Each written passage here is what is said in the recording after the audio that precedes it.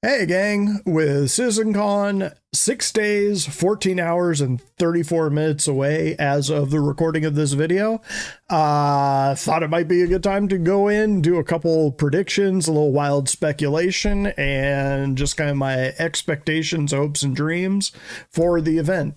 These are always just kind of shots in the dark. They give us the schedule, but which ones will be great and which ones aren't, who knows, but yeah. Let's get some wild speculation.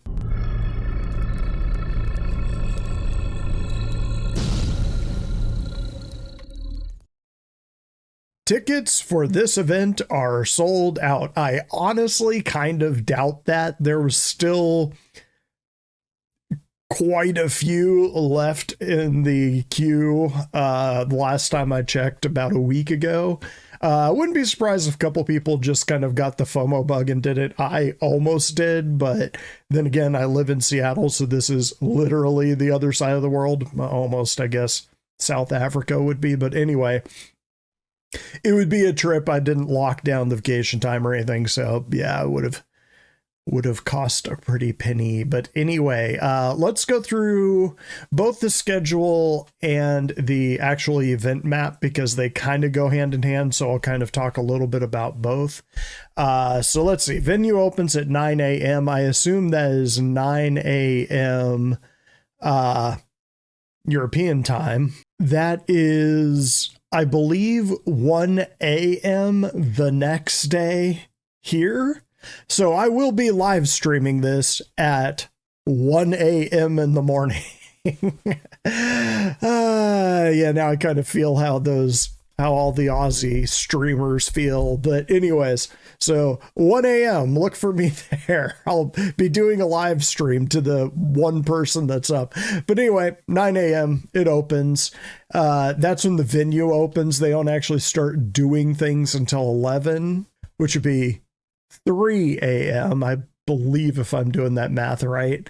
And that is when they do Brave New Worlds, introducing Genesis, the innovative suite of technologies and processes within Star Engine that breathe new life into truly immersive worlds, achieving the fidelity and scale required to fill an entire universe. So years back when CIG was going through its whole lawsuit thing with Crytek, one of the arguments the lawyers for CIG were making was that so many changes had been made to the Cry engine that it was basically its own engine.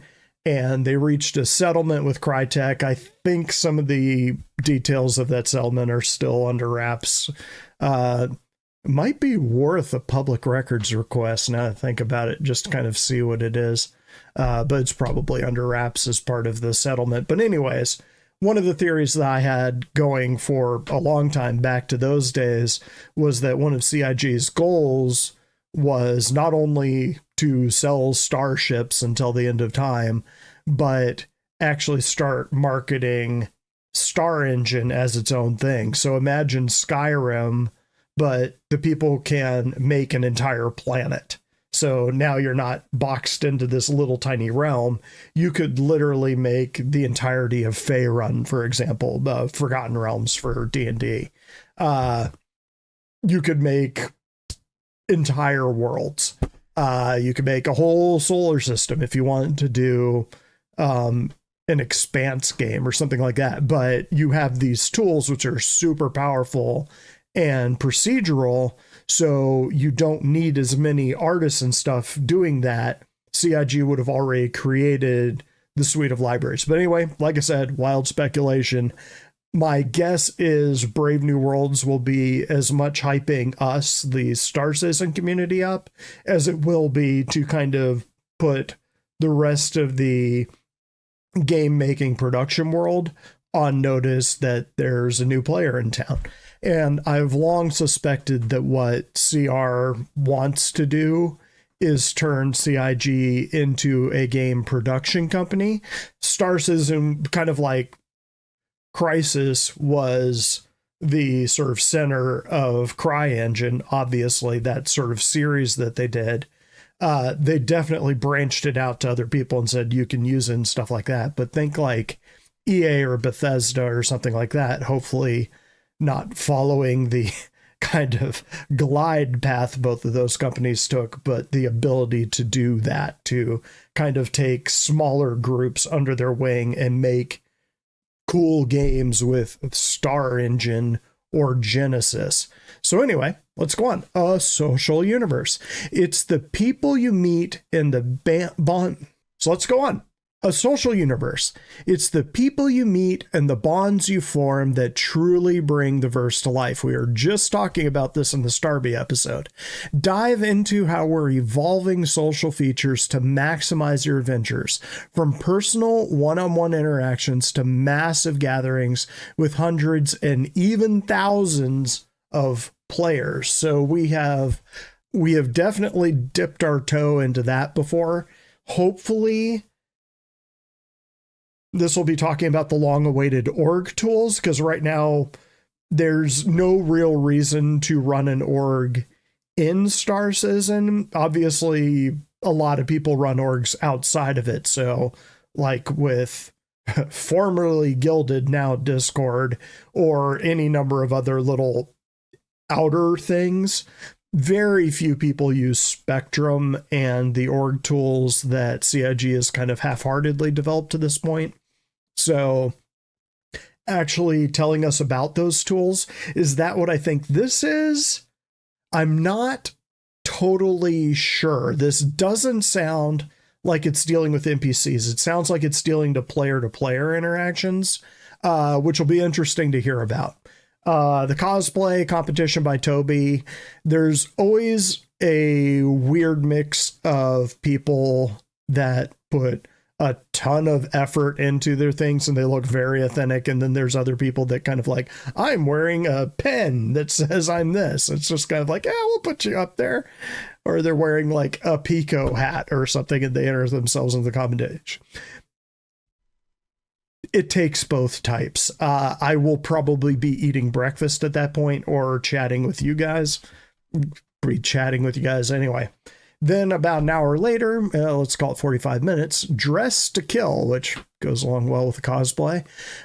From high fashion to dynamic function, discover Starwear in the exciting new character-focused specializations that let you define your identity and take on the challenges ahead, including the return of a legendary friend from CitizenCon's past.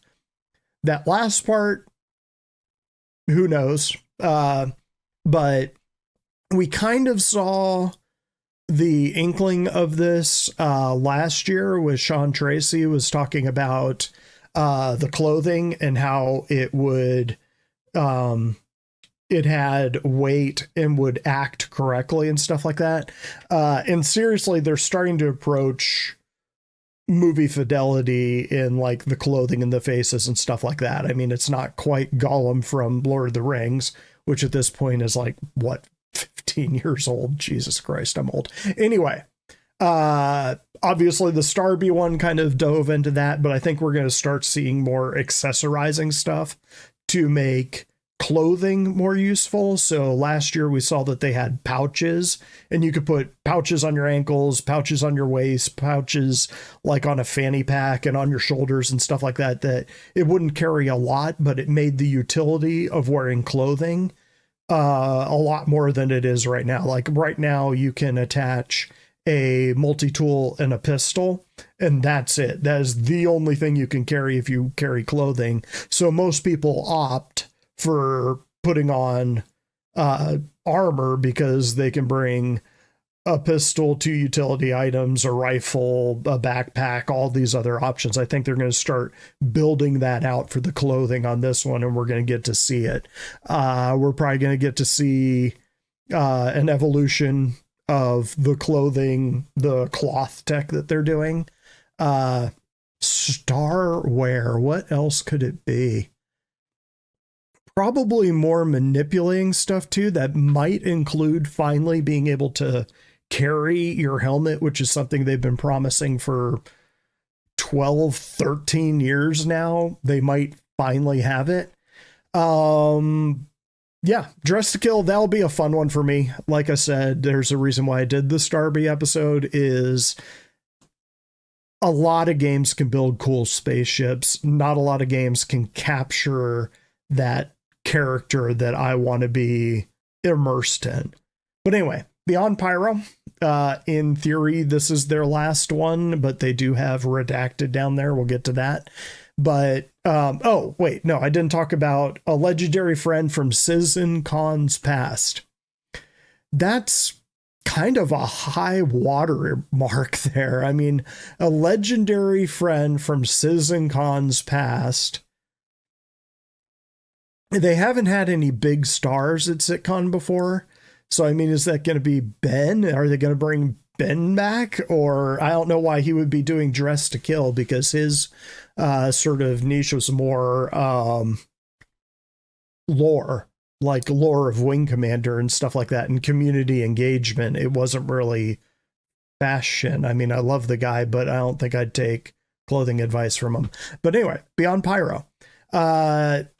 Yeah, actually, yeah. Who do you think the legendary friend is? Because we're 6 days out, probably 5 days out by the time you watch this. Rumors will have dropped, and I have some theories about who will be showing up at this thing. Beyond Pyro, to the fantastic reaches beyond Stanton and Pyro. Join us as we explore the exciting new frontiers of Star Citizen's persistent universe. So this is, I think about a year and a half ago, I did an episode, and I'll put a link in the up above parts to how CIG could actually make the 100 systems on launch, which was one of the Kickstarter stretch goals. Was you give us this much money, we'll make 100 systems on launch. And there's been a lot of debate about what they mean by that and how they could get around that. The easiest way would be they could make 100 empty systems. It's kind of legally dubious whether they be bound by that. The case law on Kickstarter stretch goals is not really well defined yet, but some Kickstarter people have been sued for not meeting the stretch goals when they release something. And others have failed to prove damages and stuff like that. So they were cases dismissed or whatever. But not that I think CIG would be sued, but I think that just to assuage the community, they're going to try to meet that goal.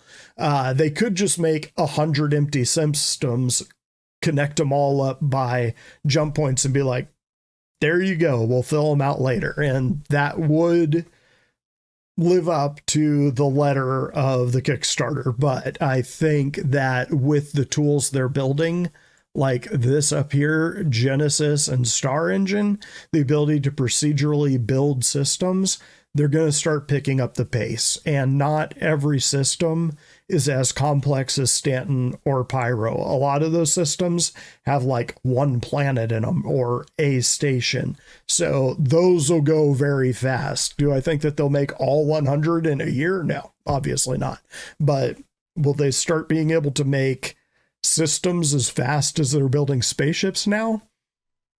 Maybe the easier ones, yeah. I mean, things like Terra and especially Sol System, those will take a lot of work. But easier systems, Nyx, I could see Nyx being next up, and probably they're going to talk about it right here. So, yeah, this one, Beyond Pyro, combined with Brave New Worlds, I think they're going to talk a lot about this thing coming out faster. 5:30, this is probably, man, this would better be Chris Roberts talking about Squadron 42 and a release date. Like, not we're getting close, we want to get there, it's looking good and stuff like that, but an actual date.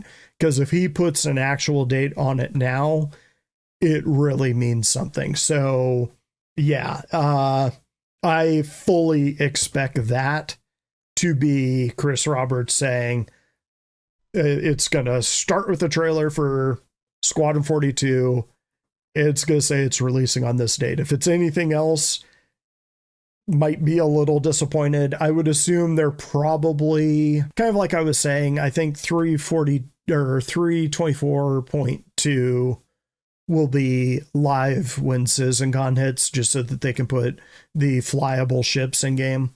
I think 4.0, which they have an Evocati test later today, which I could talk about because they let us talk about it. I just can't show you. But there'll be an Evocati test later today where they're just kind of testing out the jump points between Stanton and Pyro. Probably means about a month run in Evocati, and then a couple weeks in Wave 1, Wave 2. I would assume they'd go to wider PTU by the end of the year. Don't expect a wide or a live release of 4.0 before the end of the year. Just don't set those expectations. But this one, yeah, I would expect this is going to be Chris Roberts giving an actual release date for Squadron 42. I would think there are going to be a couple celebrities in here for this one to kind of build up hype to. Mark Hamill is, I wouldn't say a safe bet, but if I had to put money on someone showing up, Mark Hamill would be an easy one. Mark Hamill has always been extremely friendly with geek culture. He's kind of the opposite of Shatner, who famously hated geek culture but realized that it was a way to make money, so would angrily show up at things. But Mark Hamill very much has always been grateful to like Star Citizen, Sci-Fi, and people that have kind of built his career over the years.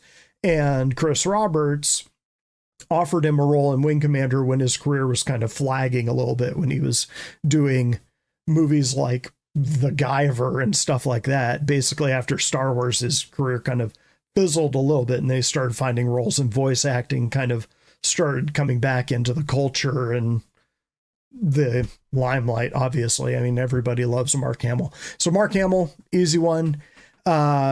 Henry Cavill is a possibility, pretty big actor, but he's not doing a lot right now, so he might do a con like this.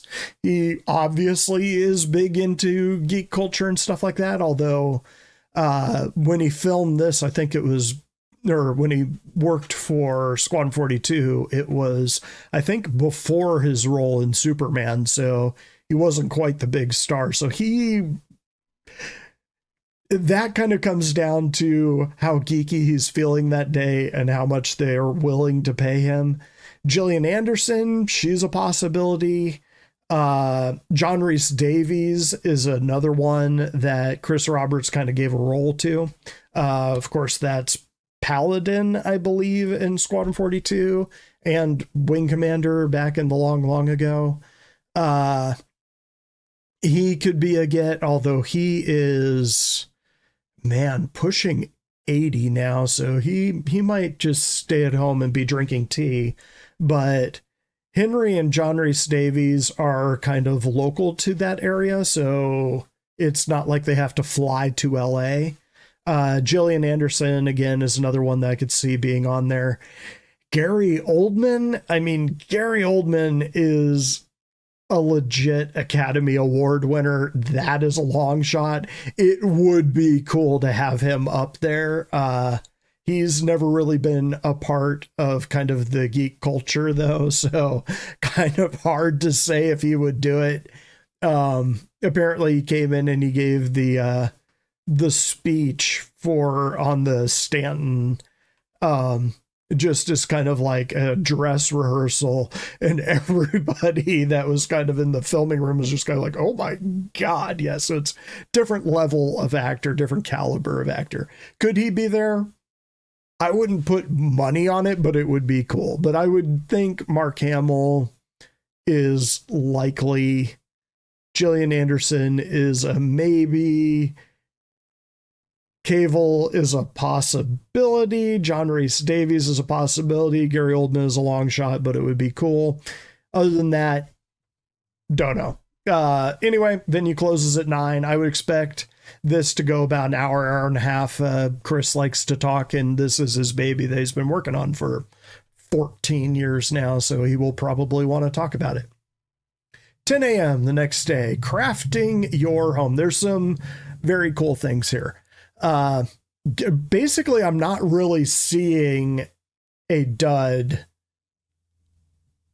on either day. I mean, even the cosplay competitions, I don't really get into them, but you can't have a con without a cosplay, so it's kind of necessary. Anyway, crafting your home. Explore the fundamentals of crafting and base building, including how they combine to enable new opportunities for players and ultimately create the future of life among the stars. So, yeah, I think that this will be including both base building, which it says right there, crafting, obviously, but also your persistent hab, like buying your own blank apartment space that you can then fill with stuff. Cyberpunk did a very good job of that, but crafting your home will very much be building upon last year's kind of teaser. But I've said before that I think they're much closer on base building than most people think they are. Just this is a very well understood game design in games and has been for a decade or so. I think base building will go a lot faster than people think it will. I think it'll use RMC and construction materials, so you will have a lot of synergy in between salvagers and constructors and crafting and stuff like that. Obviously, you'll need other stuff coming into like quartz or whatever. If you've seen me doing Satisfactory playthrough, same thing. Things will build on each other to make more complicated things. Crafting your home, though, I think will just sort of be on like building org bases and little player areas out in the middle of nowhere. And I think they will release that on us maybe during the show, but probably by the end of the year, they'll have like a very basic one. Captains of Industry, give you an idea, that one runs an hour and 15 minutes. Captains of Industry, uncover the ships and ground vehicles that will serve as your primary tools for base building in the verse. Revisit a classic and more. So revisit a classic. The question is whether that is like the freelancer or something like that. This will almost certainly be where they kind of go into whatever concept ship they're releasing, or ships. I think we'll have a few this time. But revisit a classic. So are they going to talk about the Pioneer, or is it going to be something like the Gemini or the Starfarer that's kind of been repurposed to build bases or do something? Clearly the second day is really focused on base building. The Stars, My Destination, Star Citizen 1.0, PvP, PvE, non-combat. What type of game is Star Citizen? If you want answers, join us as we outline a high-level overview of Star Citizen 1.0 and what our intentions are for an epic shared universe. So these are typically roundtables that are very massaged, and they kind of say a lot without really giving away a lot. It's kind of vague. Hopefully they will be more detailed in this of this is what we want this game to be, but more likely it'll kind of be, oh yeah, we're going to work on base building. Anyways, here's another thing that we're going to work on, rather than PvP. We want people to be able to play with each other. That's typically what these are. They're very interesting to watch, and you'll be able to pull nuggets and stuff like that. CIG knows that very well, that content creators will be grabbing those things and picking through it for nuggets and stuff. So they'll just bury a bunch of stuff in there, but how much of it can you take to the bank? Maybe 50%. Just because they say something in there is looking good or right around the corner doesn't mean it won't change 500 times or be on the back burner within a couple months. And again, they're going to go on their winter break about a month after this, after CitCon. And then they'll kind of redo all of their scheduling and stuff like that. So everything they talk about here can change. Everything in this game can change. That's kind of what it is. Air of the Atmosphere. Then they have, this is, I believe this is their this is the big race thing that they're doing, which is going to be pretty cool. If you're into racing, I'm not, but I really, really respect the people who are good at racing.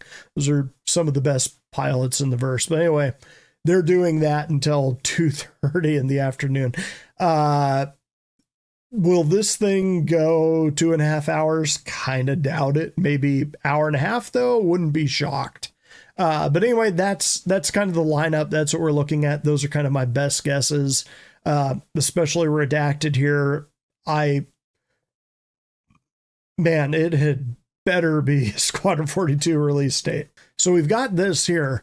That sure looks like a full-size, life-size Hornet, which would be amazing. I would not be shocked if they have something like the first chapter of Squadron 42. Remember, Squadron 42 Part 1 has...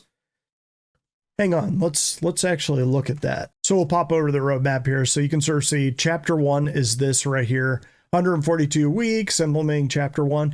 I've heard every time I mention this that they might give Chapter 1 to streamers and stuff like that, just kind of like a vertical slice of this is what playing this game will be. Look, this is what this game will be like. And when I say streamers, I mean big streamers. Think millions of followers, not Star Citizen big, which is like 1.5 million, which I can definitely talk shit about with my 1,500 subs.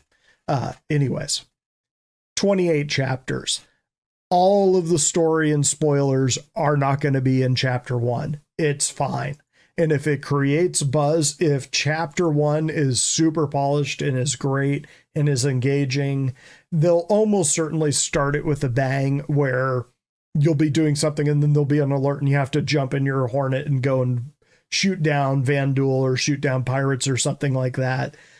Should be like a quick introduction, lasts like 30 minutes to an hour or something like that.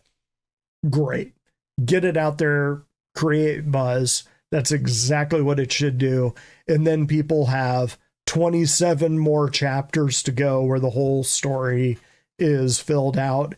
And remember, not only 27 more chapters, but 2 more parts. This is a trilogy. Back to this.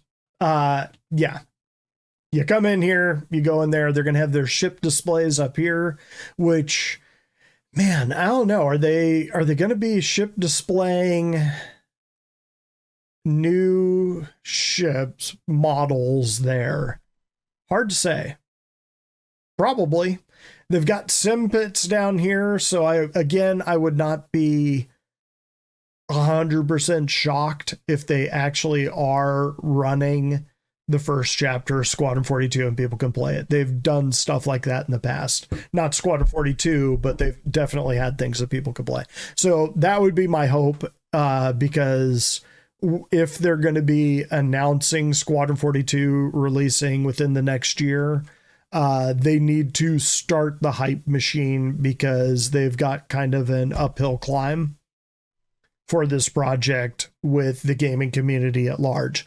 Obviously, if you're tuning into a little 1,500 chapter or 1,500 sub channel like mine, you're in the cult with me. Sorry, but most people that have heard of this game, or most people out there that game, haven't heard of this game or thought that it fizzled out years ago or have only heard bad stuff. So CIG's got some work to do. Other than that, digital goodies pack. If you stuck around this long, I'm going to be giving away, I got a digital goodies pack that I'm going to give away on the stream, or after the stream. So stick around for that. Enter the Atmosphere. This Atmo Esports are putting on a big race. After it, should be fun to watch. I will probably be sleeping off, waking up at 1 a.m. in the morning because I am old. Manchester, Barcelona, and all that. That's it, gang. So what do you think? What about the celebs? Which celebs do you think are going to be there? What do you think these various things are going to be? Do you think I nailed it or do you think I'm way off? Because I just love speculating about these things, and then sometimes they throw curveballs at us.